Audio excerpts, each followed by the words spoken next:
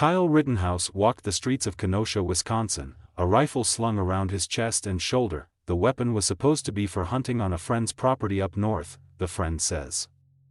But on that night in August 2020, Rittenhouse says he took the Smith and Wesson AR-style semi-automatic with him as he volunteered to protect property damaged during protests the previous evening.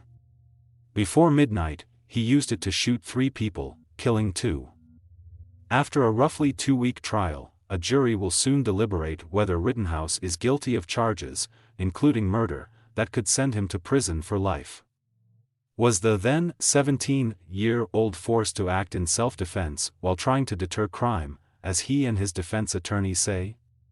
Or did Rittenhouse, the only person in a well-armed crowd to shoot anyone, provoke people with his weapon, instigating the bloodshed, as prosecutors argue? It's a similar debate to what has played out across the country around the use of guns, particularly at protests like the one in Kenosha over the shooting of Jacob Blake, a black man, by a white police officer, or in other cities over pandemic-related restrictions. In Rittenhouse, some see a patriot defending an American city from destruction when police were unwilling or too overwhelmed to do so. Others see an irresponsible kid in over his head, enamored with brandishing a firearm, or someone looking for trouble or people to shoot. On the streets of Kenosha that night, Rittenhouse was notable to some for his apparent youthfulness. But, for a while anyway, he was just another person with a gun. The Kenosha protest was one of many that year to draw armed militias or counter-protesters. Protesters, too, were armed. Kenosha police officer Pet Moretta and others testified. "We were surrounded all night," Moretta said, adding there was probably more people armed with weapons than not. The shooting occurred as the coronavirus pandemic raged in the U.S. and 3 months after the killing of George Floyd, a black man, by a white police officer in Minneapolis prompted protests, some violent, in cities big and small. The election between President Donald Trump and former Vice President Joe Biden was heating up, with an increase in homicides and calls to defund the police a major focus. All of those factors, experts say, led to a historic spike in the number of background checks to buy or possess a firearm, a key barometer of gun sales. In 2020, the FBI's National Instant Criminal Background Check System database reported almost 39.7 million background checks for gun purchases, more than double the 14.4 million in 2010. Rittenhouse wasn't old enough to buy a firearm. But in May 2020 he gave money to his sister's boyfriend, Dominic Black, with whom he had gone shooting in northern Wisconsin, and Black bought the Smith and Wesson for him.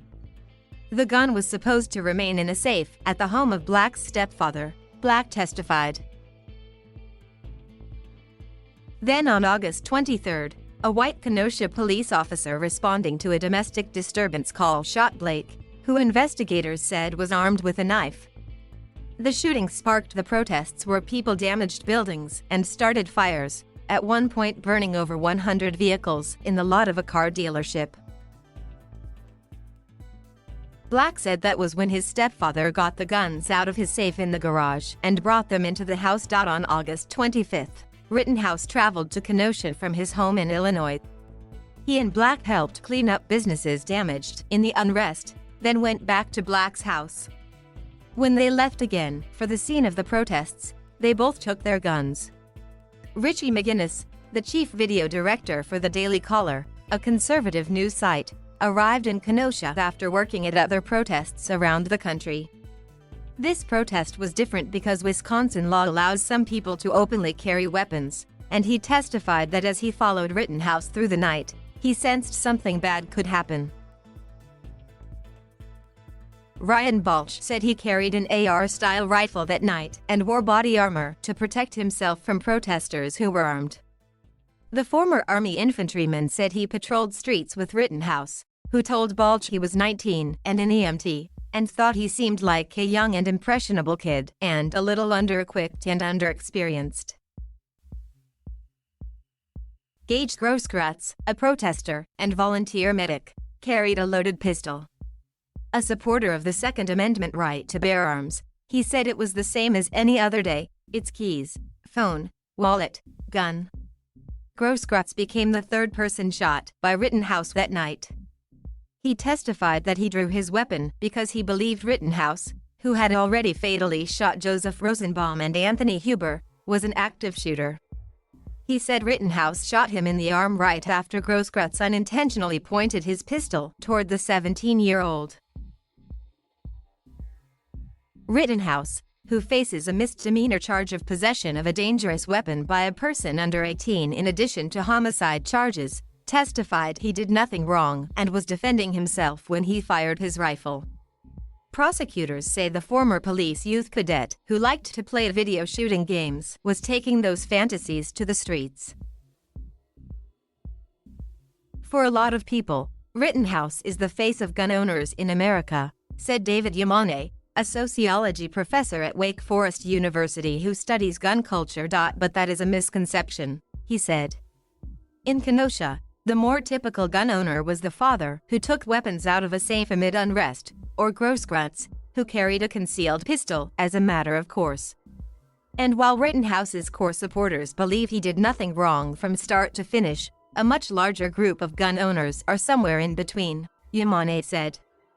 While they support Rittenhouse's right to defend himself in the moment, they also think he had no business being there, and that 2 people died and 1 person was injured for no good reason.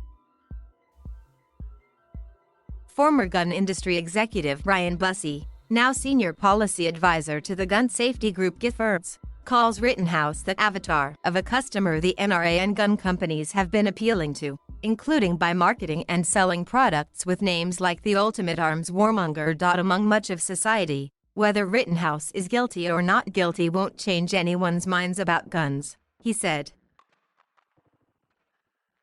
What's dangerous is he's going to become a mascot or a martyr, Bussey added.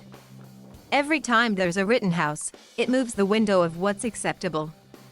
I think Rittenhouse has moved the window. Thank you for watching. Please subscribe.